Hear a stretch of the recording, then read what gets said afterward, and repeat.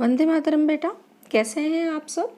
जैसा कि हमने लास्ट लेक्चर में स्टार्ट किया है, सेनापति जी द्वारा लिखित ऋतु वर्णन पद्य खंड का हमने अध्ययन स्टार्ट किया है।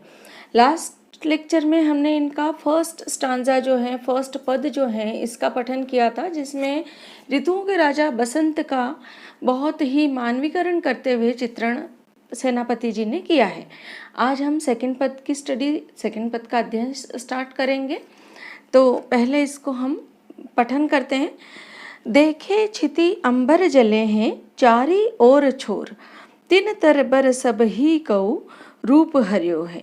महाझर लागे ज्योति भादव की होती चले, जलद पवन तन सेक मानो परयो है। दारुण तरनी तरे, नदी सुख पावे सब, सिरिज घन छाह चई बोई, चित्त धरियो है। देखो चतुराई सेनापति कविताई की जू, ग्रीष्म विषम बरसा की सम करियो है। अब सबसे पहले लास्ट वाली दो लाइन को हम थोड़ा सा डिस्कस कर लेते हैं। लास्ट वाली दो लाइन में सेनापति जी, हमें पता है कि किसमें सिद्धहस्त है, श्लेष अलंकार के प्रयोग में वो सिद्धहस्त है। तो यही दो लास्ट लाइन में कहा है सेनापति जी ने कि सेनापति की कविता लिखने की चतुराई देखो, जिन्होंने ग्रीष्म ऋतु और वर्षा ऋतु दोनों विषम ऋतुओं को समान कर दिया है। श्लेष अलंकार हमने पढ़ा हुआ है।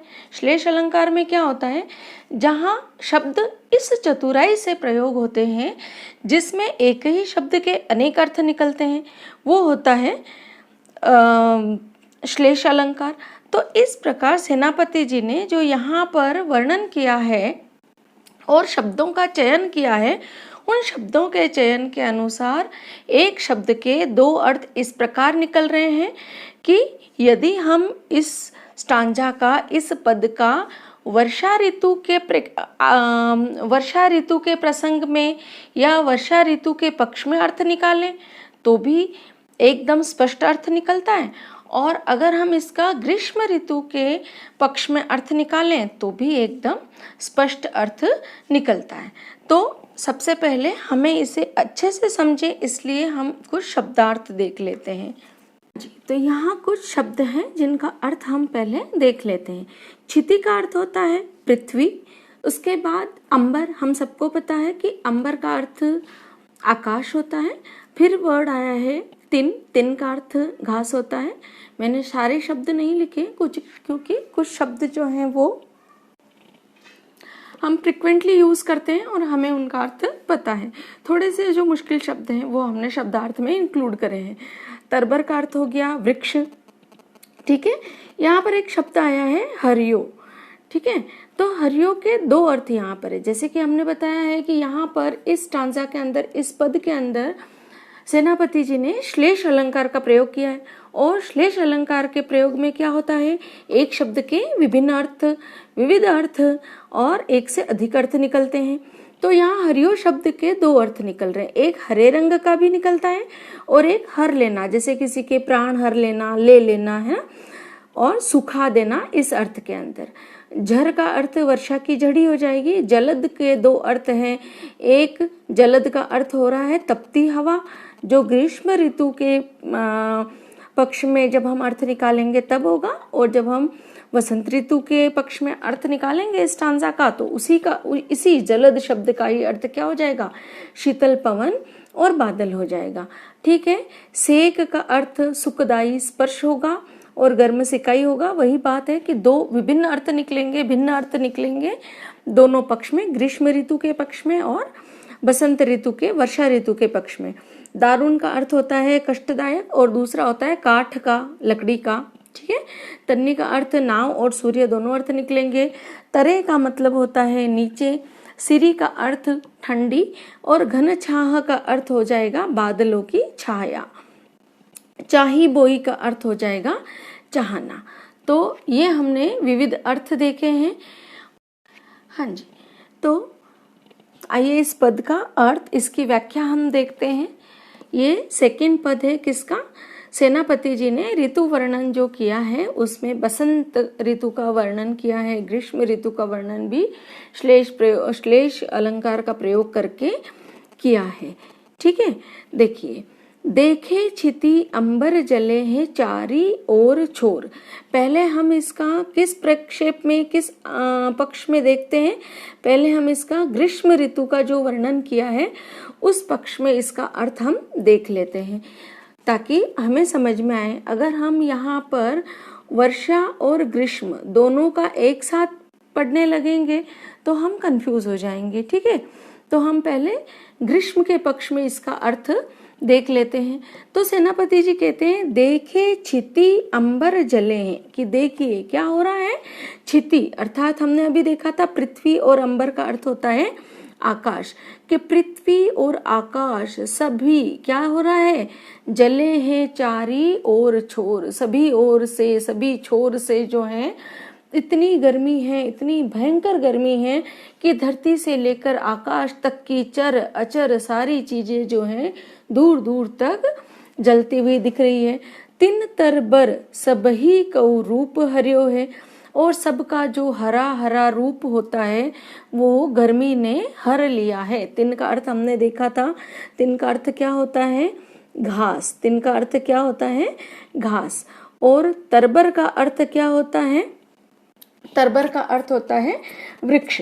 तो घास से लेके बड़े बड़े वृक्ष तक का सभी का रूप इस भीषण गर्मी ने हर लिया है। क्लियर हो रहा है आपको, अर्थ समझ में आ रहा है। महाझर लागे ज्योति भादव की होती चले।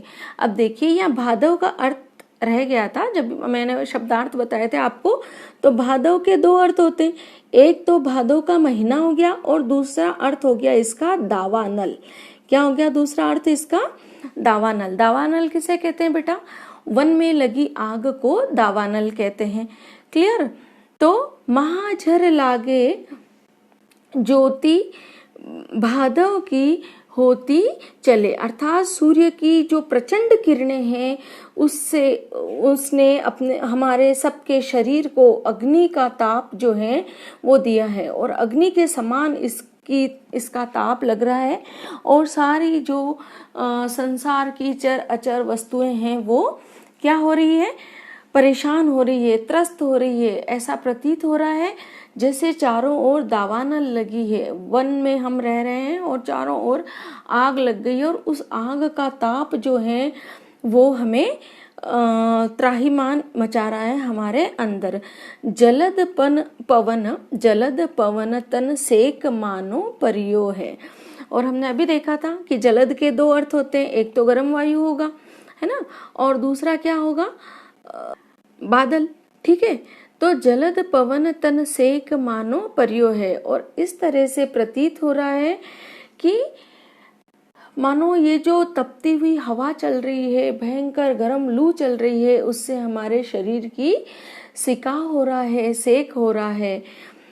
दारुण तरनी तरे नदी सुख पावे सब। दारुण का अर्थ क्या होता है, दारुण का अर्थ होता है कष्ट, जो भयंकर रूप से कष्ट जो है। तरनी का अर्थ भी हमने देखा था, तो यहाँ हम ग्रीष्म के पक्ष में अर्थ देख रहे हैं, तो यहाँ पर तरनी का अर्थ क्या हो जाएगा, सूर्य हो जाएगा। और इस प्रकार इस वाक्य का अर्थ क्या होगा, दारुण तरनी तरे नदी सुख पावे सब, अर्थात भयंकर रूप से तप रहे सूर्य के नीचे लोग नदियों में ही सुख पा रहे हैं। मतलब नदी के पानी में भी अगर घुस जाएं तभी जाके जो है थोड़ा बहुत सूर्य का ताप हमें कम लग रहा है, नहीं तो सूर्य का ताप जो है हमें बहुत भयंकर परेशान कर रहा है। ठीक है, सिरिज घन छाह चही बोई चित्त धरियो है। बादलों की छाया, पानी, सभी के मन को अच्छा लग रहा है। कवि सेनापति कहते हैं, हमने दो लाइनों की पहले ही व्याख्या देखी, क्या कहते हैं कि इस तरह से जो है वो अपने उनमें ये चतुराई है कि वो समान शब्दों से दो विविध और दो आपस में विरोधाभास ऋतुओं को उन्होंने समान कर दिया है, मिला दिया है, एक ग्रीष्म ऋतु और दूसरी वर्षा ऋतु। तो ये हुआ हमारे ग्रीष्म ऋतु के पक्ष में इस पद का अर्थ। अब हम इसी पद का अर्थ देखेंगे किसके अर्थ में, किसके पक्ष में, वर्षा ऋतु के पक्ष में। ठीक है, देखे छिति अंबर जले हैं चारों ओर छोर, अर्थात धरती और आकाश में वर्षा ऋतु आने के कारण दूर दूर तक क्या दिख रहा है, जल ही जल दिख रहा है। अब यहाँ पर ये जो शब्द जल है, इसका अर्थ जलना ऐसी क्रिया नहीं होकर क्या हो जाएगा, केवल जल अर्थात पानी हो जाएगा। ठीक है, तिन तरबर सबही को रूप हर्यो है। हमने जब पहला अर्थ देख लिया तो दूसरा अर्थ समझने में हमें कठिनाई नहीं होगी, ये अर्थ हमें सरल तरीके से समझ में आएगा। दूसरा लाइन का अर्थ, तिन तरबर, तिन का अर्थ हमने घास पढ़ा है और तरबर का अर्थ हमने तरु पढ़ा है। सबको रूप हर्यो है, हर्यो का मतलब यहाँ पर क्या आ गया, अब हरा रंग। यहाँ पर हर्यो का अर्थ क्या आ गया, हरा रंग। कि वर्षा होने के कारण घास से लेके वृक्ष सबका रंग कैसा हो गया है, हरा हो गया है। महाझर लागे ज्योति भादव की होती चले। अब पिछली बार महाझर किसकी लगी थी, दावानल की लगी थी, और यहाँ पर महाझर किसकी लगी है, अर्थात झड़ी ही लगी है, किसकी, भादव। भादव अर्थात यहाँ पर भादव का महीना हो गया। भादव के महीने में जिस तरह वर्षा की महाझड़ी लगती है उस तरह से महाझड़ी लग रही है। जलद पवन तन सेक मानो परियो है। अब यहाँ जलद पवन क्या हो गया, बादल जब होते हैं तो ठंडी हवाएं चलती है, तो इस तरह से ठंडी हवाएं जो हैं हमारे शरीर को सेक कर रही है, तो ठंडा सेक करेगी तो मन कैसा होगा, प्रसन्न होगा, आह्लाददायी होगा। दारुण तरनी तरे नदी सुख पावे सब। दारुण का अर्थ क्या कहा हमने, दारुण का अर्थ एक तो देखा कष्टदायी और दूसरा हमने देखा था काठ का, लकड़ी का, है ना। तरनी का अर्थ हमने नाव देखा है। ठीक है, तो काठ की जो बनी हुई नाव है जो नदी में तर रही है, वो भी नदी में खूब सारा पानी आने के कारण सूख पा रही है, क्योंकि जब गर्मियों में नदियां सूख जाती है, नदी का पानी कम हो जाता है, तो नदी में नाव आसानी से नहीं चल पाती। तो जब नदियां पानी से भर गई है तो नाव भी जो है वो नदी में चलकर सुख पा रही है। सिरिज घन छाह चही बोरी चित्त धरियो है। और इस तरह से जो है सभी को बादलों की शीतल छाया में रहने की चाह हो रही है। छाई बोई का अर्थ क्या होता है, चाह होना। तो इस तरह घन छाह मतलब बादलों की छांव में, है ना, हम सभी को क्या हो रहा है, बादलों की छांव में रहने की इच्छा हो रही है ना। तो इस तरह से ये सेनापति की चतुराई है, जो एक ही प्रकार के, एक ही शब्द में दोनों ऋतुओं का बहुत ही स्पष्ट वर्णन इन्होंने किया है। और यहाँ पर हमारा दूसरा पद जो है वो भी समाप्त होता है।